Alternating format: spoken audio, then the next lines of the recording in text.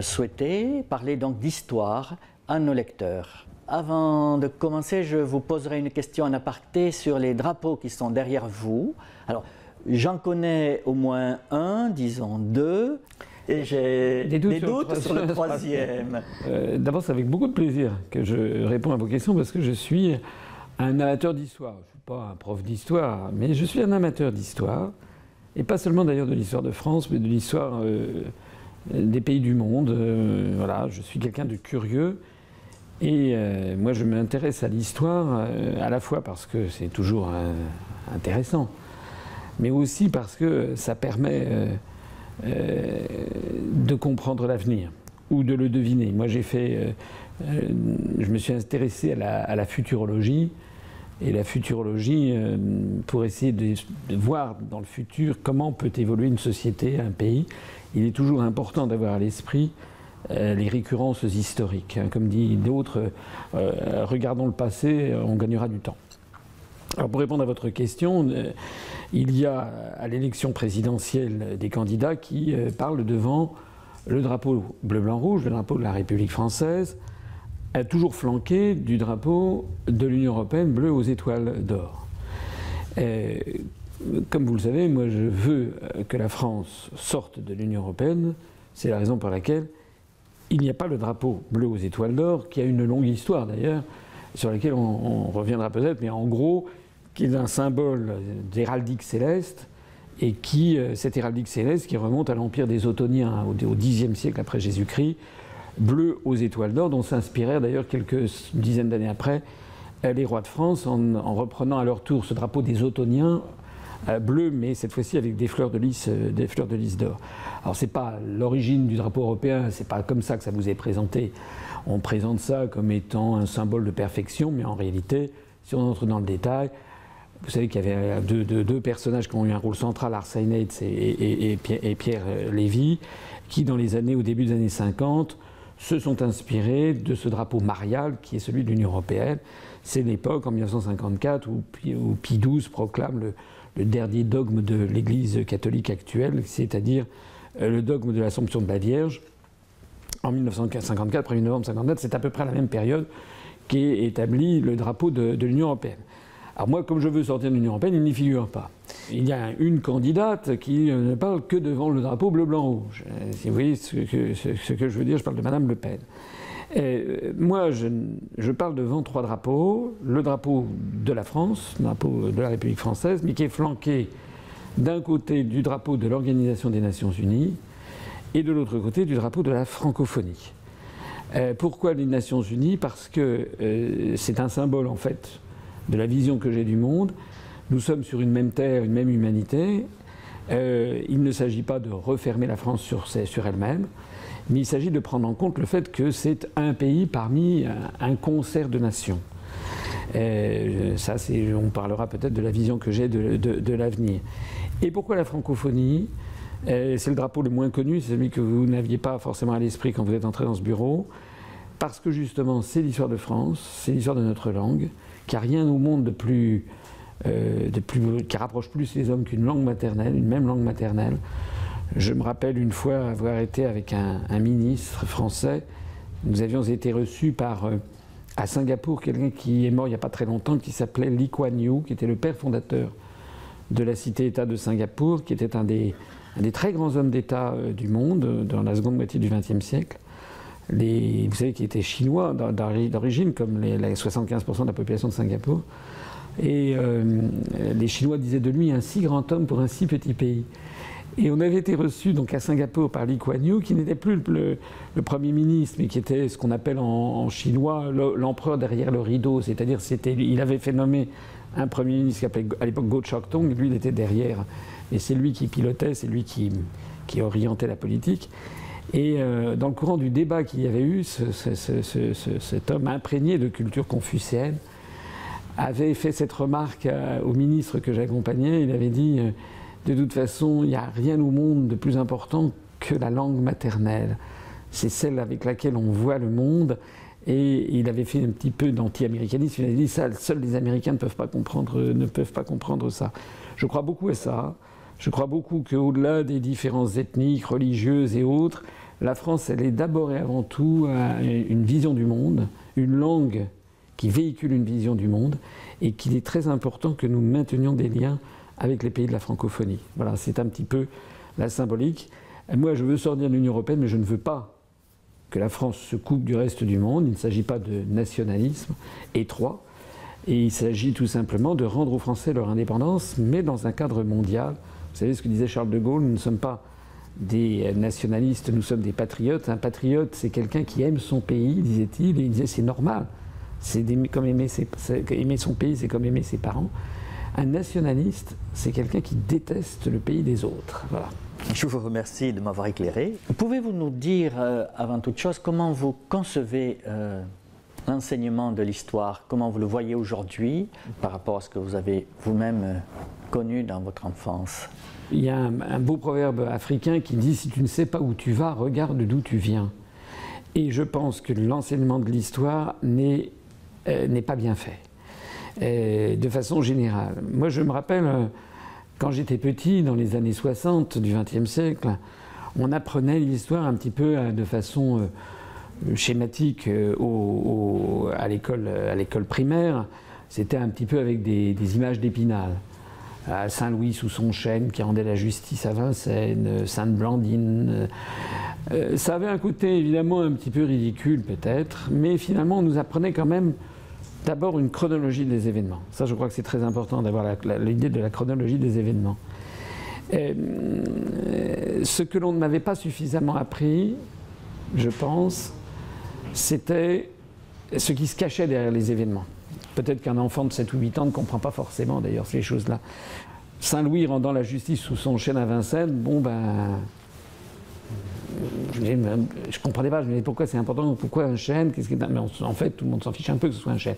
C'est un symbole, c'est rebur en latin le chêne, donc c'est un symbole de force, de puissance, de robustesse. Bon, Vincennes c'était son château.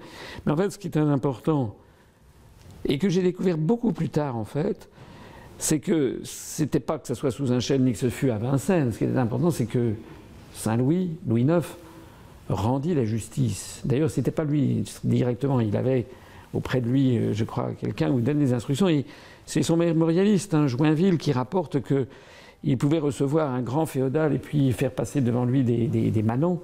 Et il pouvait, le cas échéant, donner raison aux pauvres paysans contre le féodal. Et c'est ça qui était important. C'est-à-dire que les Français du milieu du XIIIe siècle découvrent qu'il y a une justice indépendante de la catégorie sociale. Et ça, je crois que c'est quelque chose qui nous marque terriblement, enfin terriblement, mais dans le bon sens du mot terriblement, qui nous marque énormément parmi les Français. Je crois que le peuple français se caractérise par le refus du deux poids deux mesures. Les Français ne peuvent pas supporter l'idée d'une justice à plusieurs vitesses. Voilà. Et l'idée même qu'il puisse y avoir une justice pour les riches et une justice pour les pauvres, qui est, excusez-moi, mais je vous livre le fond de ma pensée, qui est quand même le modèle ou l'anti-modèle américain que l'on nous impose, est quelque chose qui est totalement contraire à l'esprit français, et ceci remonte au milieu du XIIIe siècle. Il y avait quelque chose que je trouvais bien quand même dans l'enseignement de l'histoire, que j'ai eu jusqu'au bac en fait, c'est qu'on arrêtait d'enseigner à la Seconde Guerre mondiale. Donc moi j'ai passé mon bac en 1974,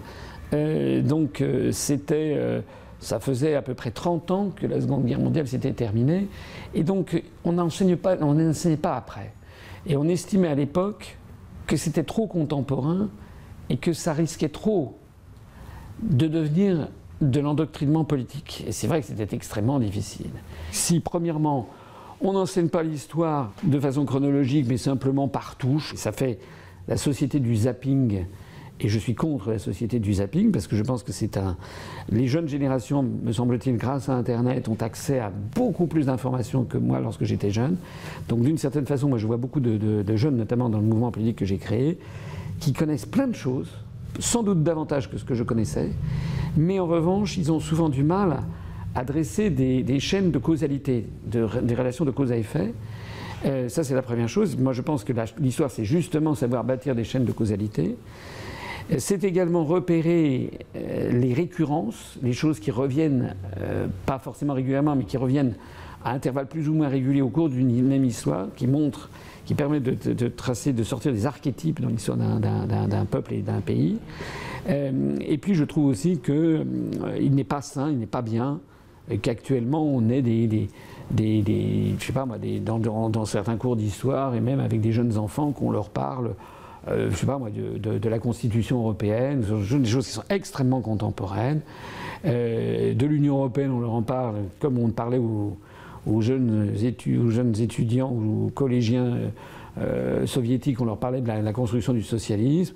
Là, on n'est plus dans de l'histoire, là, on est dans du formatage d'esprit. Et je pense que c'est contraire à la libre pensée des enfants qu'il faut aussi respecter. C'est difficile, mais je pense que ça serait de bonne loi que de s'interdire, par exemple aujourd'hui en 2017, il ne faudrait pas qu'on enseigne l'histoire, je dirais, au-delà disons mettons de 1973 ou 75 ou quelque chose comme ça. Et quelle histoire? Parce que vous êtes soucieux de la place de la France dans l'Europe, dans le monde. Pensez-vous que l'on puisse aujourd'hui raconter une histoire de l'Europe, comme on raconte ou comme on a raconté jusqu'ici une histoire de France ou une histoire d'Angleterre? L'Europe a-t-elle une histoire qui lui soit propre? Quand j'étais étudiant, on parlait quand même d'abord avant tout de l'histoire de France. On ne connaissait pas, on ne parlait jamais de l'histoire, ou très rarement de l'histoire des autres pays d'Europe, et a fortiori des autres pays du monde, alors ça jamais. Bon. Je pense effectivement que au bout d'un certain temps, par exemple, je ne sais pas, en première ou terminale, ça serait bien que les étudiants, enfin que les lycéens qui commencent à être des adolescents qui se rapprochent de l'âge mûr, puissent avoir des cours sur effectivement l'histoire de certains autres grands peuples. Je pense quand même que c'est important qu'il y ait déjà des fondements. Voilà, moi je ne suis pas favorable à ce que des enfants qui ont 7 ans, 8 ans, je crois que c'est important qu'ils connaissent encore une fois d'où ils viennent, quelle est leur histoire. À partir de, je sais pas, peut-être 14-15 ans, qu'on leur apprenne effectivement l'histoire des autres peuples, notamment extra-européens, je trouve ça bien. Pour autant, c'est vrai aussi que l'histoire, c'est une intrication de relations. On peut difficilement parler, par exemple, je sais pas moi, de François Ier, ou sans parler de Charles Quint, d'Henri VIII, de Soliman le Magnifique, de remettre ça dans une contemporanéité, c'est-à-dire quels étaient ses contemporains, mais moi, ce que je crains avec une histoire de l'Europe, c'est que c'est toujours c'est toujours le même problème avec l'histoire. C'est est-ce qu'on va essayer de développer une vision du monde? Est-ce qu'on va essayer de développer une vision qui corresponde à quelque chose d'aujourd'hui? Et justement, est-il envisageable qu'il existe un jour une nation européenne? Ah ça, moi je suis convaincu du contraire. C'est d'ailleurs l'une des raisons de mon engagement politique. C'est pourquoi j'ai créé ce mouvement politique. Non pas du tout par xénophobie. Ça, c'est le contraire exact de la personne que je suis. Mais parce que tout simplement, je me méfie terriblement de toutes les utopies. Les utopies, vous savez, c'était Blaise Pascal qui disait l'homme n'est ni ange ni bête, et le malheur des hommes veut que qui veut faire l'ange fait la bête. C'est-à-dire que c'est souvent d'utopies très généreuses que sont nés les systèmes politiques les plus terrifiants. Les Français ne sont pas des Allemands. Voilà. Et ça remonte au partage de Verdun en 843 entre Louis le Germanique et Charles le Chauve. Et puis comme vous le savez, parmi les petits-fils de Charlemagne, malheureusement, il y en avait un troisième qui s'appelait Lothaire. Ça donnait la Lotharingie et 1000 ans de conflit. Pour savoir entre les descendants de Louis le Germanique et les descendants de Charles le Chauve, qu'est-ce qui s'approprierait cette portion médiane dont le nom a donné la Lorraine.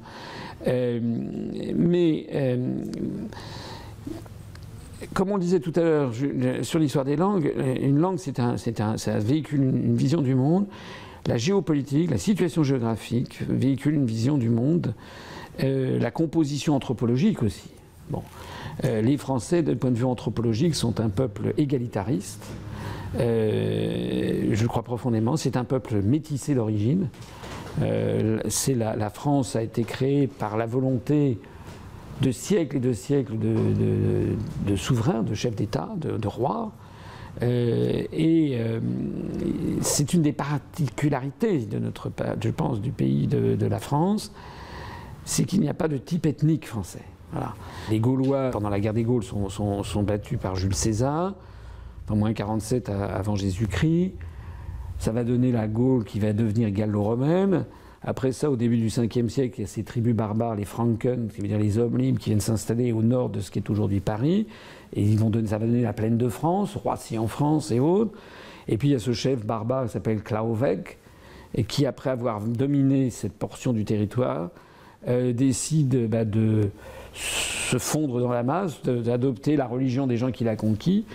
Et donc il va embrasser le christianisme. D'ailleurs, c'est seulement dans les bourgs et les villes.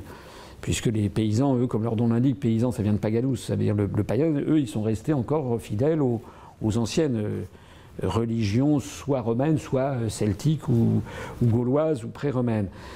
Ce sont dans les bourgades, dans les villes que s'est répandu le christianisme. Claovec se convertit au christianisme, prend le nom romanisé de Clovis.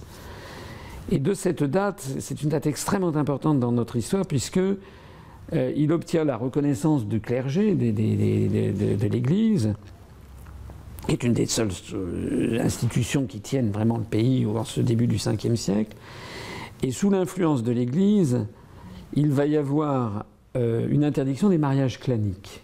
C'est-à-dire que les Gaulois ou les Gallo-Romains vont se marier ou avoir des enfants avec des Franques, des femmes franques, ou des Francs vont avoir des enfants avec des Gallo-Romaines. Et sans doute que ça correspondait à ce vieux fond anthropologique gaulois qui était un fond un peu égalitariste. Mais on va donc avoir le peuple français qui va apparaître, enfin, d'après, je crois, les historiens, c'est à partir de ce moment-là qu'apparaît le peuple français, on estime, c'est que le peuple français est un peuple métissé d'origine. C'est des Celtes et des Gaulois, qui étaient donc plutôt roux, les yeux verts, des taches de rousseur ou blonds, etc. Puis après, il y a des Romains qui sont des petits bruns, la peau mate et les yeux marrons. Et puis après ça, il y a des Franken qui, eux, sont plutôt des blonds aux yeux bleus. Et donc, ça va donner naissance à ce peuple français qui est, et je parle même avant les migrations du 19e et du 20e siècle, qui fait qu'en France, il y a des particularités régionales très importantes, bien sûr. Mais en France, il n'y a pas de type ethnique particulier. Voilà. Ce qui ferait, j'allais dire, la caractéristique du français, c'est que ça serait plutôt d'être râleur. Mais en France, il y a des blondes, des bruns, des yeux bleus, des yeux marrons, des yeux verts, des roux, des peaux claires, des peaux marrons. Et après, il y a eu toutes les migrations du 19e et du 20e siècle. C'est pas du tout la même chose. Au Portugal, il y a quand même globalement un type ethnique dominant. Au Portugal, il n'y a quand même pas beaucoup de blonds aux yeux bleus au Portugal, et de même qu'en Suède ou en Norvège, il n'y a pas beaucoup de bruns aux yeux marrons. Donc, je vous dis tout ça parce que je pense que chaque peuple a ses particularités, que le peuple français a été créé par l'État, alors que les autres peuples n'ont pas fonctionné comme ça. Les Allemands, c'est un peuple où le droit du sang est absolument essentiel. Le peuple allemand a préexisté à l'Allemagne. L'unification allemande, c'est l'unification d'un folk, le folk allemand, le peuple allemand. Alors que le peuple français est un peuple qui est une création politique. Et c'est la raison pour laquelle je pense, par exemple, que en France, quand on s'attaque à l'État, en fait, on s'attaque à l'existence même de la France, du peuple français. S'il n'y a pas d'État allemand, il y a un folk allemand qui préexiste. Je ne crois donc pas à la possibilité d'avoir une nation européenne. Je pourrais multiplier à l'envi parce qu'en fait, il y a 28, 29 États, et à l'intérieur de chacun de ces États, il y a d'ailleurs parfois des peuples avec des revendications, des langues parfois différentes. Je pense en Roumanie, où il y a des fortes minorités hongroises, etc. Il y a autre chose qui se produit, c'est que nous avons donc des histoires, des tissus économiques, des histoires politiques et sociales, des visions du monde totalement différentes. Vous savez ce que disait De Gaulle quand il disait qu'on ne pouvait pas faire une nation européenne, c'est comme vouloir faire une... c'est pas comme des marrons dont on fait une purée en les écrabouillant, quoi. Depuis Victor Hugo et son discours de 1849 là, au Congrès de la paix sur les États-Unis d'Europe, discours qu'il faut d'ailleurs relire en intégralité parce qu'on y découvre des choses qui sont tout à fait symptomatiques de ce qui se cache derrière. C'est en fait c'est une volonté de colonisation du monde au profit du monde blanc, etc. Mais cette idée d'États-Unis d'Europe, elle est vicieuse du point de vue intellectuel parce que elle ne voit pas la différence énorme qu'il y a entre la constitution des États-Unis d'Amérique et la situation de l'Europe. Les États-Unis d'Amérique se sont constitués par l'arrivée progressive, à partir des pèlerins du Mayflower, en 1630 et quelques, je crois, en 1620, je crois, l'arrivée des pèlerins du Mayflower, qui sont d'abord des Anglais, Puis après, il va y avoir d'autres, des Irlandais, etc. Puis après d'autres peuples, mais qui viennent, c'est un même rameau qui va s'installer dans les colonies d'Amérique, dans une terre qui est considérée comme vierge, alors qu'en fait, elle est habitée. Mais dans la mentalité de l'époque, les Indiens d'Amérique, les Amérindiens, c'est comme s'ils n'existaient pas. Et donc, ils vont d'ailleurs se livrer à un génocide des Amérindiens. Et ils vont s'installer. Et c'est dans la déclaration des pèlerins du Mayflower, je crois que c'est à Cape Cod, où ils disent on vient là et on va se constituer en un seul et même corps civil et politique. Et donc, ils vont ensuite se répandre progressivement. Et les États-Unis d'Amérique vont se constituer à partir d'un même noyau d'origine, ayant la même langue, la même vision du monde, le même rejet des États de la vieille Europe. Et les États-Unis vont se créer par fission, par sissiparité, si j'ose dire. Hein. Il va y avoir, alors, il y a des illuminés religieux, hein, M. Penn avec les Quakers, donc, qui lui s'installe dans une forêt, ça va devenir la Pennsylvanie, la forêt de Monsieur Penn. La Virginie, c'est la terre de la Sainte Vierge. Le Maryland, je crois, c'est la terre de la Reine Marie. Et ils vont se découper, mais c'est un processus qui est un processus, si vous me permettez, comparable à la fission nucléaire. C'est-à-dire un État, ça va dans le sens de ce que j'appelle l'entropie du monde, c'est-à-dire la complexification croissante des choses. Et c'est facile de se diviser. C'est beaucoup plus facile de se diviser que de s'unifier. Parce que nous, on est dans une situation totalement inverse en Europe. On a presque autant de langues nationales que de pays, pas tout à fait, mais presque. Des langues qui ont une importance mondiale, le français, l'espagnol, l'anglais. C'est moins vrai de l'italien, mais les autres, c'est quand même des langues qui ont une littérature, qui se sont incarnées dans un patriotisme. L'italien, l'allemand, le néerlandais, le polonais, le hongrois. Les Hongrois sont très jaloux de leur propre langue, c'est une langue très particulière, vous le savez, etc. J'ai oublié de citer le portugais, c'est une littérature mondiale avec Camões et tout. Et là, il s'agirait d'aller dans le sens inverse, c'est-à-dire de fusionner. Et c'est un peu la bombe H par rapport à la bombe A. Dans un cas, c'est une fission nucléaire, ça conforme à l'entropie du monde, à la complexification croissante des structures, alors que dans l'autre cas, il s'agit de fusionner des structures préexistantes. Et là, comme vous le savez, ça revient d'une certaine façon. Je sais que des scientifiques seraient sans doute contre ma vision un petit peu romancée que j'ai présentée, mais je crois qu'il y a une idée derrière quand même. C'est l'idée qu'il est beaucoup plus difficile d'aller dans ce sens-là. Il faudrait une énergie. Comme vous savez que pour avoir une bombe H, il faut qu'il y ait le détonateur, c'est une bombe A. Il faut une énergie de départ ou des guerres.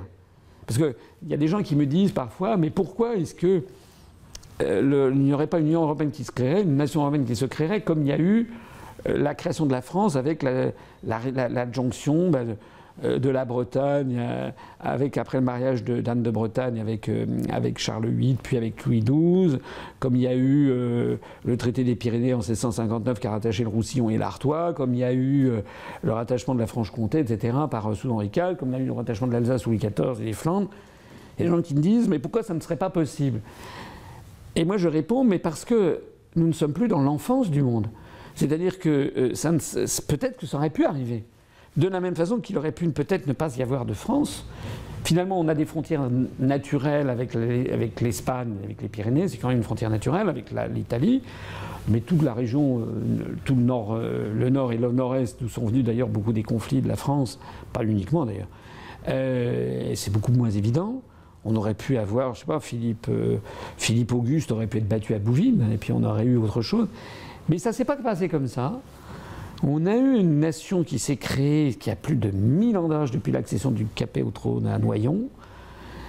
Et ça s'est fait justement avec des violences fondatrices, comme dirait René Girard, c'est-à-dire avec de la guerre, voilà. Et maintenant, au troisième millénaire, c'est plus comme ça que les choses se passent. Maintenant, il n'y a plus cette violence fondatrice qui permettrait peut-être de faire fusionner.